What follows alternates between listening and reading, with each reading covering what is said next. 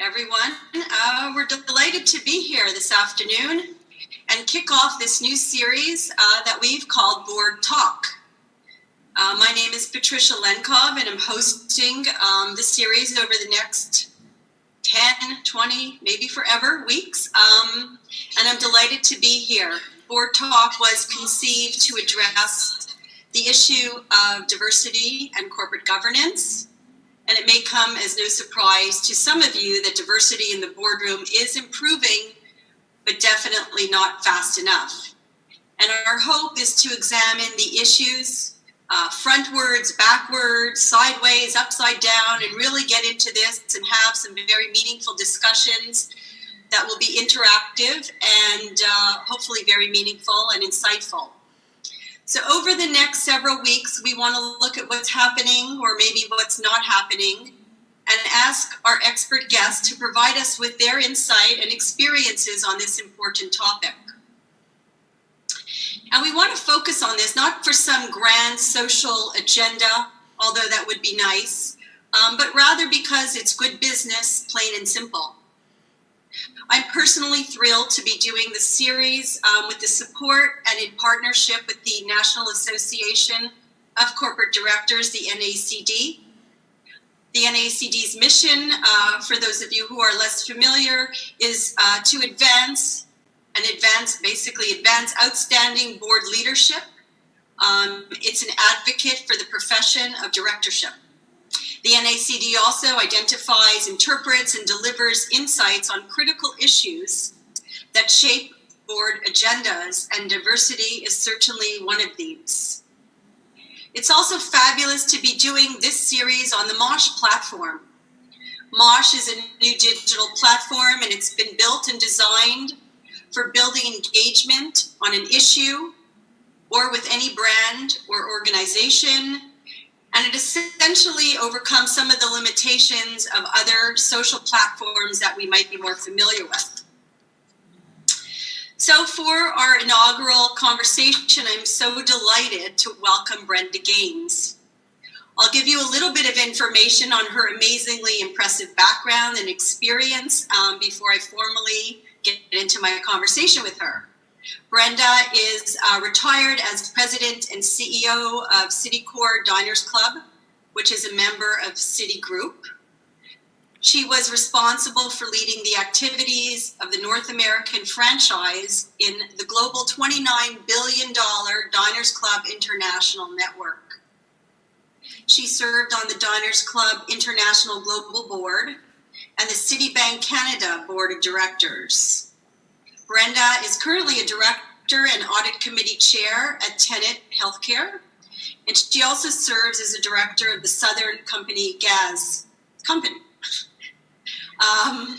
She's the former director and audit committee chair of CNA Financial and Office Depot, and former compensation committee chair at Fannie Mae.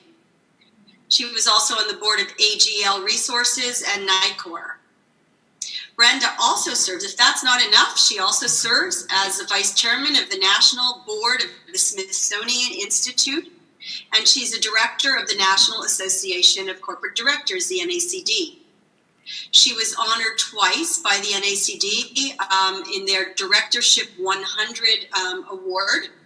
And in 2004, Ebony magazine named Brenda as 15 at the top of corporate America.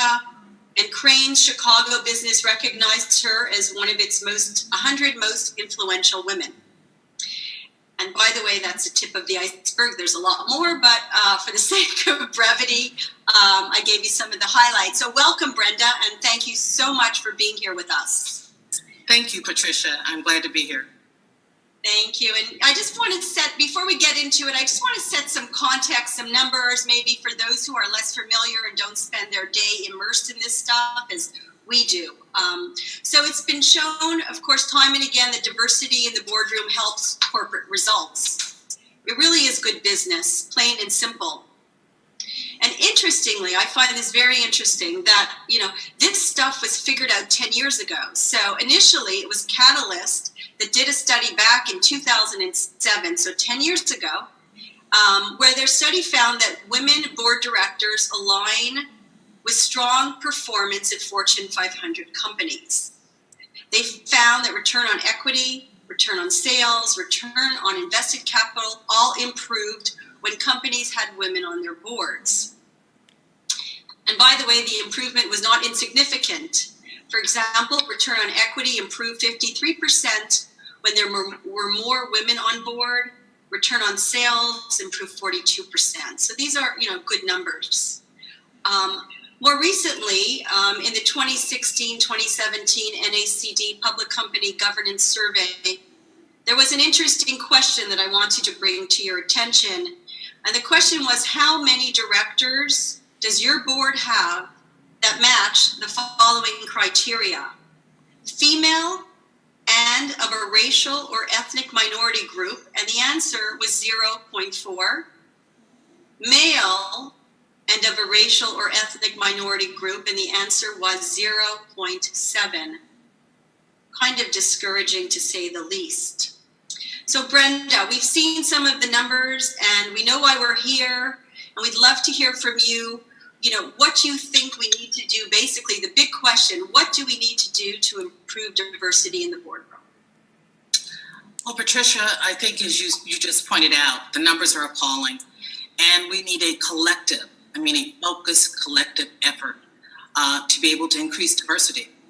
And when I speak about diversity today, I'm really talking about increasing the number of women and increasing the number of people of color in the boardroom.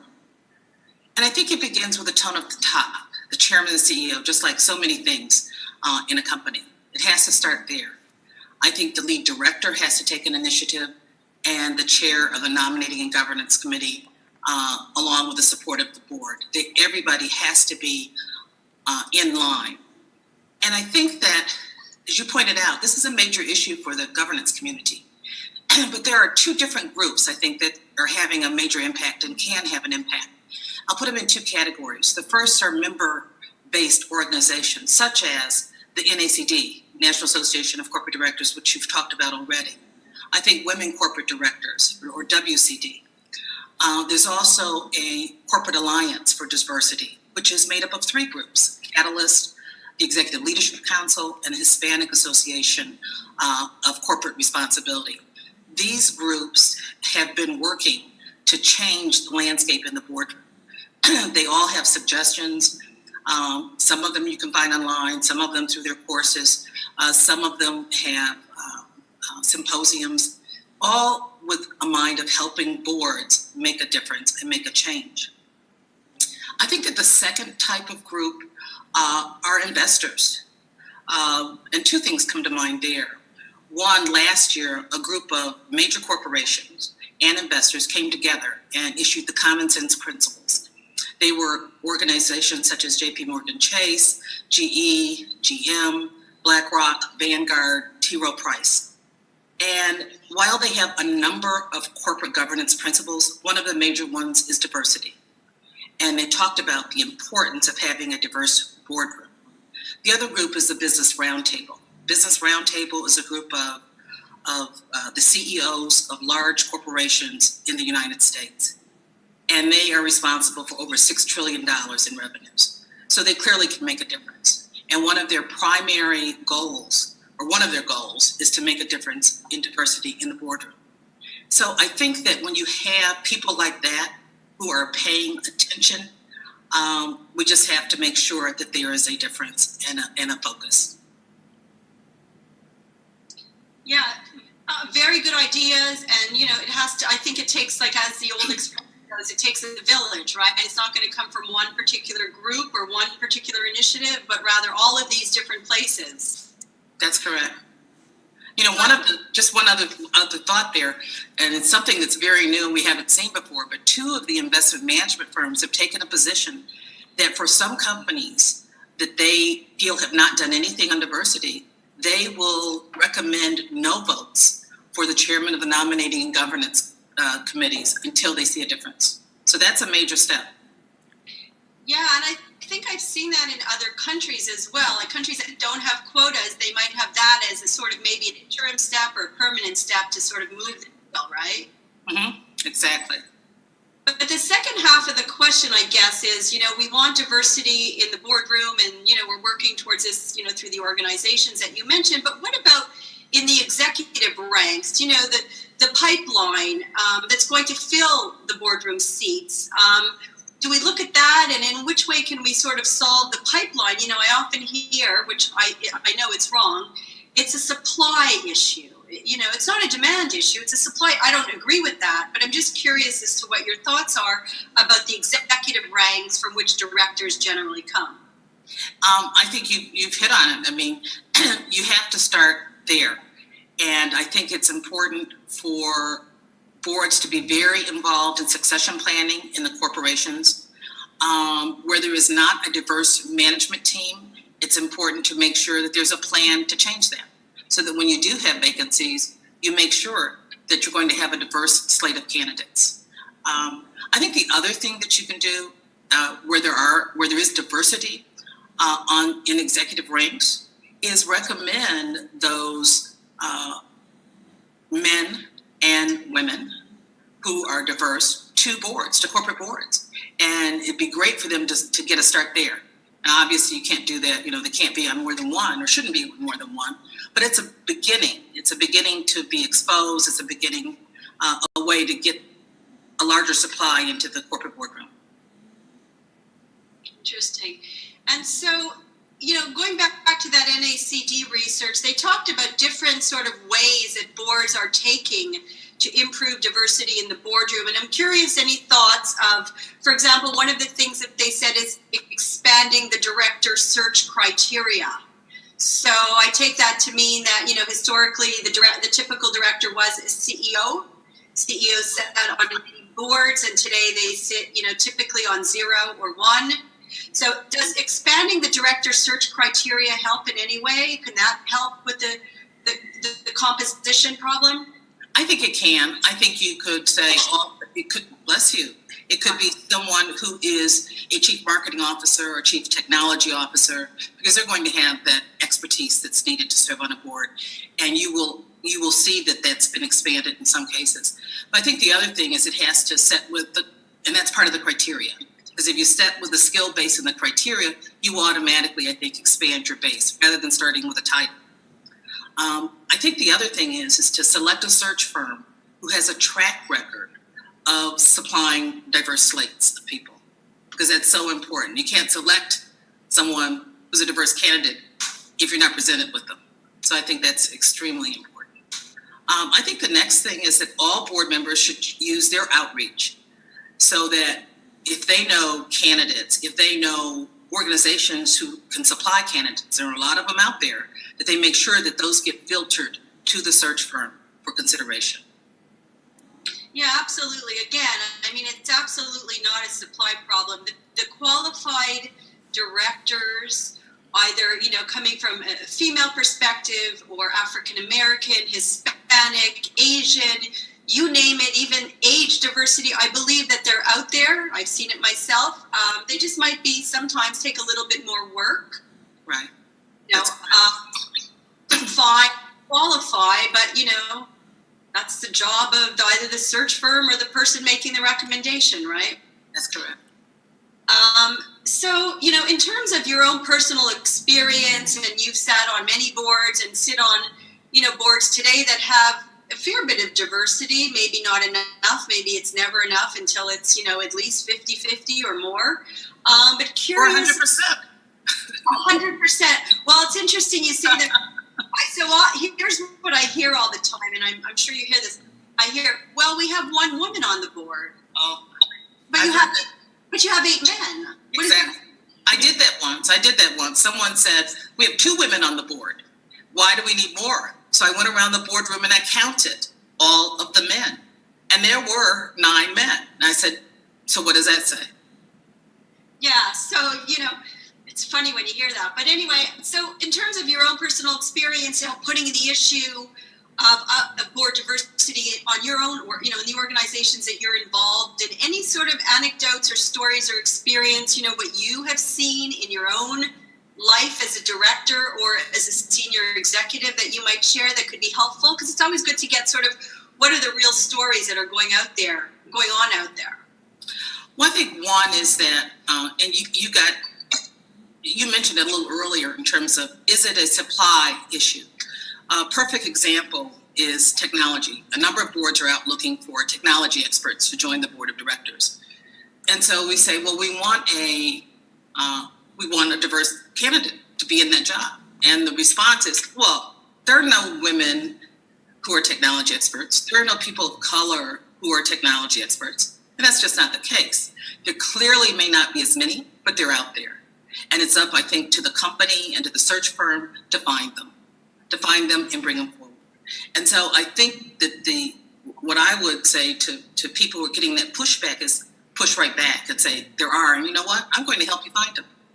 I'm going to help you find them because I think you can. And I think the other thing to do and to push back with is, let's take a look at what's happening in our markets, in the marketplace with demographics.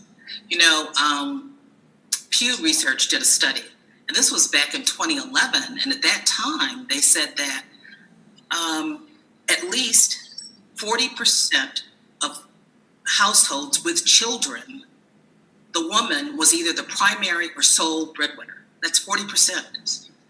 They also said that 43% of adult millennials were people of color. They were non-white. Now, how can you reach those market segments if you don't have a representation on your board that can understand and communicate? So that's, I think, is a big factor that needs to be considered. Absolutely. So we have other questions that I want to ask you, but because we're trying to be interactive with our Mosh community, I'm going to just throw in a question here. Was posted online. So the question is, which boards are doing the best job of driving diversity? So I'd love to hear your thoughts. I have a couple of ideas, but the question, which boards are doing the best job of driving diversity? I can't say that, I can't name the boards. I don't think that's appropriate, but I do think that any board that you see that's approaching 50% or greater, and there's some boards out there who actually have greater than 50% diversity on their board, are doing a good job. Because they're really out there, and they've made a commitment not only for the chairman, the CEO, but the entire board is behind that. You can see that there's a difference there. And I also think that it's been shown that when there is a female CEO, and there's a half a dozen of them, there is more females on the board. I think that's been shown time and again. That's correct. I think it'll also show that when you have at least 2 women on the board, that you're going to get more push for greater diversity on the board as well. Yeah. So another question, which is interesting, what do you think about quotas? That's the $100 million question in this country that we talk about. Are quotas the way to go? So many countries, have instituted quotas, starting with Norway, and I want to say that happened about 10 years ago. So any thoughts on that? I would hope to think that we don't have to have quotas to have diversity in the boardroom. We shouldn't have to. I think, however, if the collective efforts, everything that we've talked about today, fail, that might be the only thing to look at. NACD did a study, a survey, and I think it was interesting because it was split. About 49% or so of women said that they would accept quotas. 9% of men said, no, that's a bad idea. So I think that's a last resort, quite frankly, because when you look at the folks that we've talked about, the Business Roundtable, those are made up of CEOs of the largest companies in the U.S. When you talk about the common sense principles, those are investors and CEOs. There's no reason that we can't make a difference and make a difference quickly. Not in 40 years, which, as you know, the GAO said, if we go with the rate we're going now, it will take 40 years for women to reach parity. Well, that's just unacceptable. Right. Right. And so it's interesting, and we were talking about this a little earlier, because there is sort of these soft laws, something called Resolution 62, which was started in California, I want to say about 5 years ago, which is a soft request that all companies publicly traded companies headquartered in California have. I think the number is about 25% female directors. But it's not a law, it's not a quota, it's sort of an indication that the heat is being turned up. And you said also that Illinois has this, I feel Massachusetts has it. So there is sort of these soft requests that are going on, but I think this country doesn't really want to, go for the quota way of doing things. And I tend to agree with that. I feel like we should be, putting these people on because they're qualified. And it, as I started out saying, it's just right for the business. Absolutely. So, so I wanted to go back to a couple of the other questions that we had planned on discussing. Getting back to the NACD study that they did, they found that in terms of board priorities, the process to diversify the board. So 7.3% said it's very important to diversify the board. 17.8% said it's important. So very important and important was about 25%. What was very interesting about this is 19.8% of people responding said it's not important at all. So, about 20% said it's not important. And my question to you is why?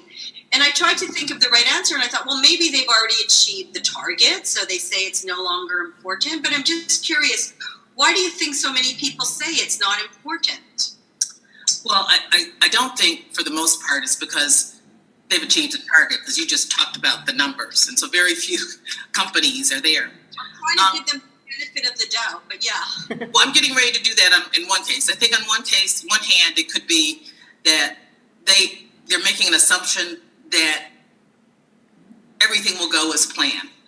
They don't have to worry about diversity because it will take care of itself. Well, we know that that's not the case as well. I think the other one is that they really don't recognize that there is value added by having a diverse boardroom. And I think that's the key that we have to keep driving home. There is value added. There is no way that you can reach out to a diverse community if you don't have anyone representing how they think, what they need. Do you have the correct communication tools? How are you going to do that? Is your focus right? Is your strategy right for reaching that community? If they're not sitting around the table, you're going to be behind the competition. And so I think that's where the change has to come. So we have a lot of work to do. We do, and I've heard actually from several clients of mine actually that say we want our board room to look like our employee base. Also, it's very discouraging for employees to look up at the top of the house and see people that look nothing like them. So, that's also another important point, don't you think? I think it is, but I'm hoping that the employee base is a diverse employee base as well. Yeah. So imagine though that they are, and in many cases, my clients say to me, we have a very diverse employee base, but yet our board doesn't look like them, and they get sort of discouraged because they see that put your money where your mouth is, and let's show that the board looks like who we are as employees of the organization. I absolutely agree with that. Absolutely. And those are other voices. Those are stakeholder voices, and they're extremely important. Yeah, they're definitely, very important, and it's another reason why it should, the board should be reflective of this group of people as well. So, wanted to actually change directions a little bit and talk about, one aspect of this issue is attributed to unconscious bias. So, there's a lot of discussion about the impact of unconscious bias, and basically that means the biases we have that we're not aware of, and that those unconscious biases impact not only, things to do with the boardroom, but basically everyday encounters we have with people. So we meet a new person and we automatically assume things about them by the name, the way they look, the way they're dressed, and all of these things might happen not in sort of the conscious realm, but, based on preconceived ideas. So any thoughts about that as it pertains to governance and diversity in the boardroom? Yeah, sure. There have been a number of studies about that. One of them was very interesting. It was a group at Stanford that took a look at musicians for an orchestra. They wanted to improve or increase the number of musicians, women musicians. And so they started putting a screen up between the judges and the people who were auditioning. And over time, there were more women selected. So what that tells you is that if you base it on skills and qualifications and experience, and you can take out everything else, that all things will start to become equal. And while that's more difficult to do, I think, in a board search, you have to have people around the table who are willing to stand up and say, well, wait a minute. This individual meets every single criteria that we have laid out. Why not? Or you have to explain to me, if you select anybody else, you tell me why.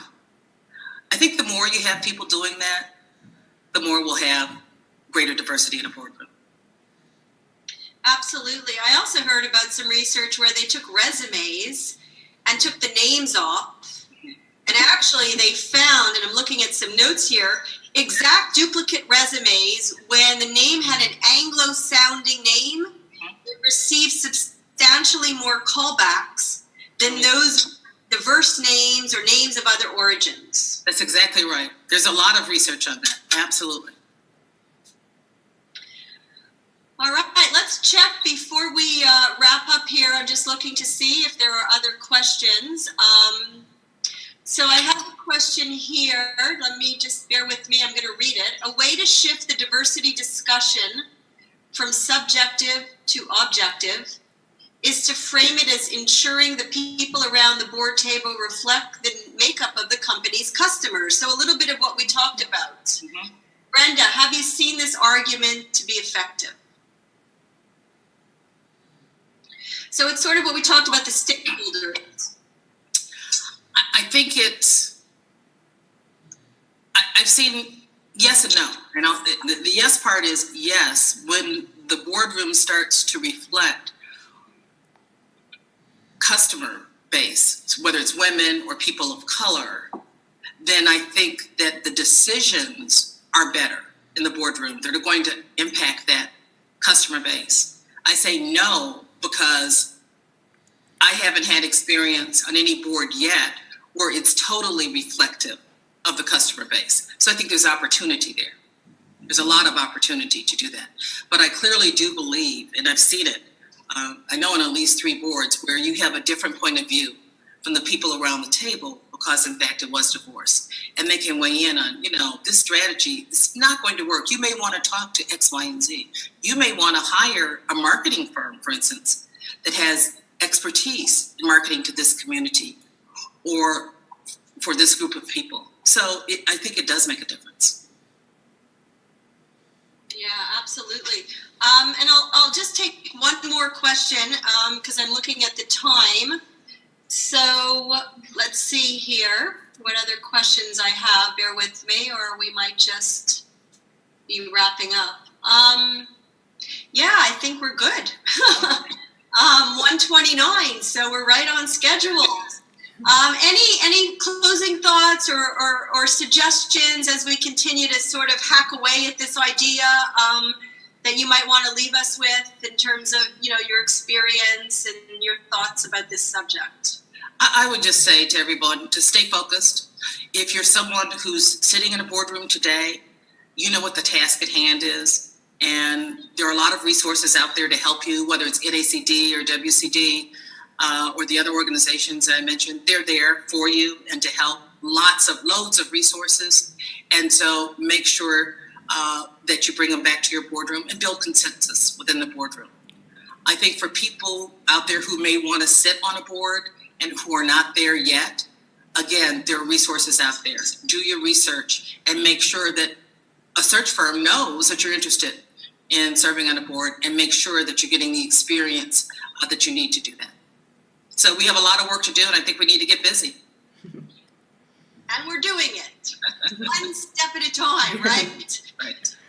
So thank you, Brenda. It's been a delight, a pleasure. I am so grateful. We all are so grateful, Mosh, the NACD, myself personally, for you taking the time to be here. And I really appreciate it, and we will sign off now. And for those who are interested, we will be back next Wednesday. It will be at 2 p.m., and we will be talking about this again. And stay tuned. So thank you, Brenda, and have a good afternoon, everybody. Thank you, Patricia. Bye-bye. Bye. Bye. Bye. Bye. Bye. Bye. Bye.